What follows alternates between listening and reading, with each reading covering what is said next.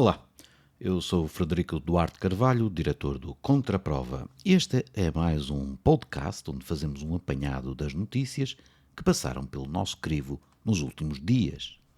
E começamos desta vez também por corrigir um erro nosso. Na quinta-feira, dia 6, falamos do vídeo partilhado pela deputada do Chega Rita Matias, onde se viam migrantes a sair de uma carrinha de mudanças com a palavra Algarve. O vídeo não tinha sido filmado em Portugal, mas no Reino Unido.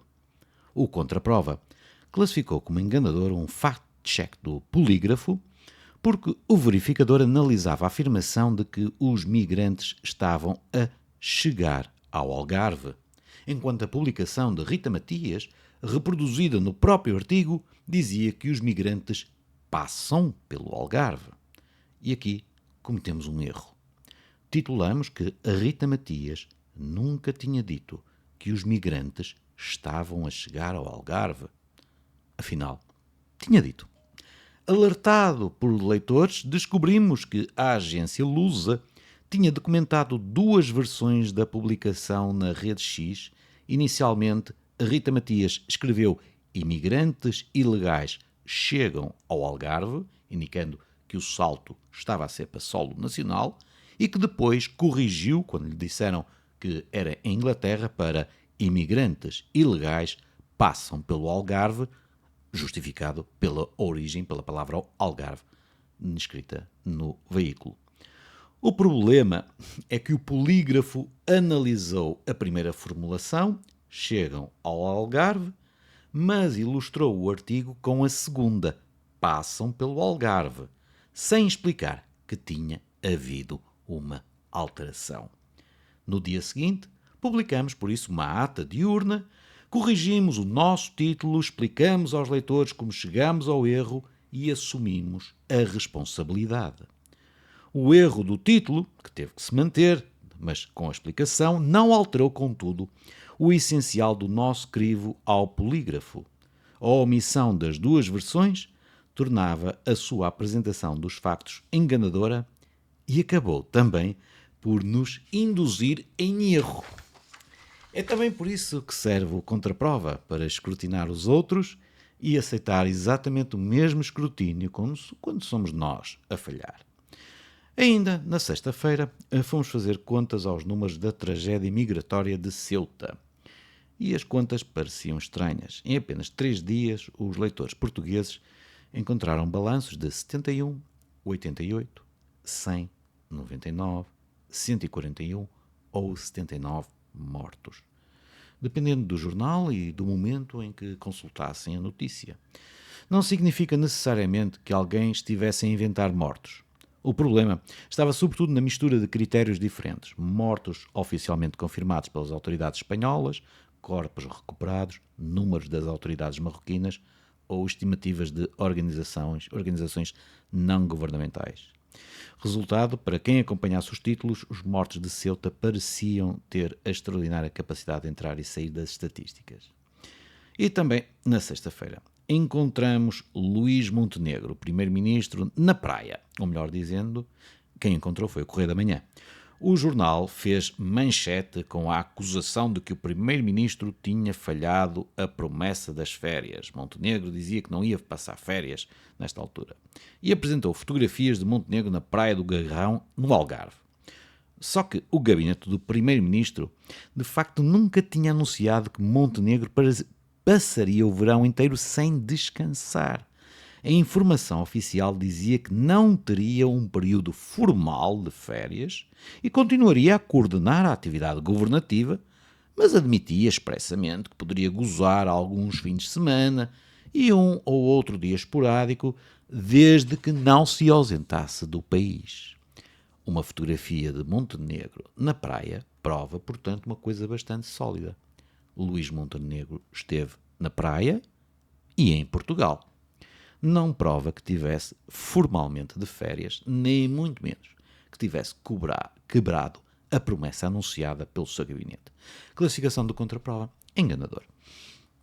No sábado, mudamos de registro para destacar jornalismo que merece ser destacado.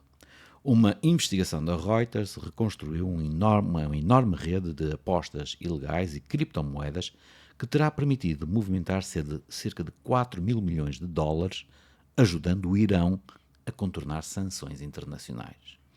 O interesse do trabalho não está apenas na dimensão do alegado esquema, mas no método utilizado para o revelar.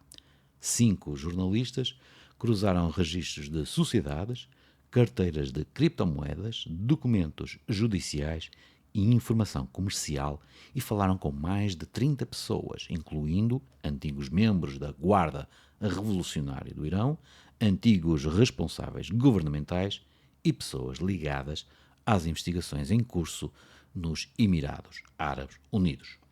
Um trabalho clássico de Follow the Money, aplicado a um sistema financeiro deliberadamente construído para tornar muito difícil perceber para onde vai, afinal, o dinheiro. Por isso, recebeu o nosso elogio de Laus Prova. Também no sábado, regressou a nossa Aliança das Carteiras, onde olhamos para aquela zona nem sempre muito clara entre jornalismo, relações públicas e interesses comerciais. Encontramos vários exemplos na imprensa, a inovação agrícola, restaurantes onde jornalistas almoçam a convite, uma passagem para um restaurante Michelin e até uma máquina de gelados para fazer em casa.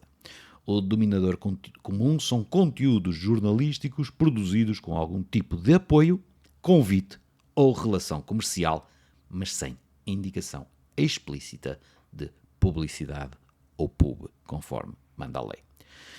Não significa necessariamente que o jornalista tenha perdido a independência. Significa que o leitor deve saber em que condições foi produzida a informação que está a ler.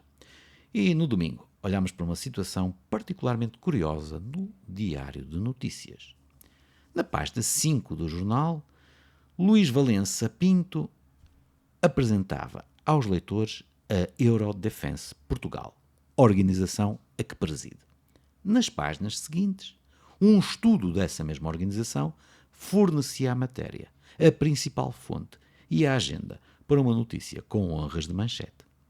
Não está em causa qualquer irregularidade da Eurodefense. Um think tank existe precisamente para determinar estudos, influenciar o debate público e tentar colocar determinados assuntos na agenda. A questão é outra. Cabe ao jornal a explicar estas relações, escrutinar as conclusões, procurar contraditório e separar claramente opinião, comunicação institucional e informação jurídica. Quando o presidente da organização que fornece o estudo é simultaneamente colunista do jornal que transforma esse estudo em manchete, a transparência editorial deixa de ser um detalhe. Acabamos a semana a olhar para cima. Na próxima quarta-feira, dia 12 de agosto, amanhã, portanto, Portugal assistirá ao maior eclipse solar em mais de um século. O último foi em 1912. Em Faro, a Lua, por exemplo, esconderá cerca de 92,7% do Sol. Em Lisboa, 94,5% e no Porto, cerca de 98,2%. Mas há uma pequena armadilha na expressão eclipse total em Portugal.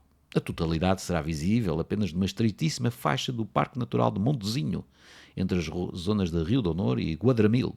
No resto do país, até nos locais onde a ocultação ultrapassar os 99%, o eclipse será sempre e tecnicamente parcial.